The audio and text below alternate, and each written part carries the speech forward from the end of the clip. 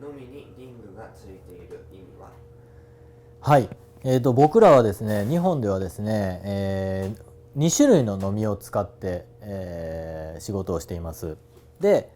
一つですね、こうやってリングがついてるね、のみを使います。で、こののみ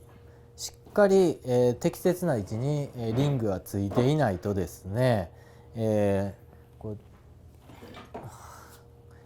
ハンマーでですねこう叩いた時にですね、この刃先に力がしっかりと伝わらない、そんな風になってます。で、もしですね、こういう風にね、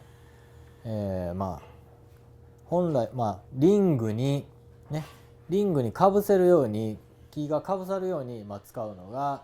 通常の使い方なんですけれども、こういうふうにですね、リングが丸見えになってしまってですね、木が全然リングにかぶさってない、ね、これバッドな状態なんですけど、こういう状態で利用すると非常に良くないっていうことになります。はい、こっちがいい状態で、こっちが悪い状態になります。で、実際にはですね、こういう状態で、使っていきます。で、叩く場所もですね、リングではなくしっかり木をね、この木をこう叩いていきます。ですから、叩いた、ね、木を叩いた力が、ずっとこの刃先にね伝わって、木を削り取ることができる、そういうふうにこうなってます。で、先ほど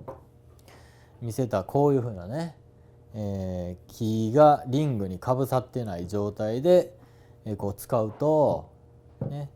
実際にはリングを叩いていることになります。ね、はい、こうリングを叩くと、この力がですねここへ行かずにですねこの辺にこう力が行くようになります。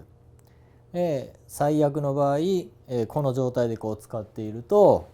ここでですね、のみそのものが壊れてしまう、ね、そういうことがありますんで、しっかりとですね、こういうふうに、ね、リングに木をこうかぶせる、ね、適正な位置にリングを置くというような使い方をしてください。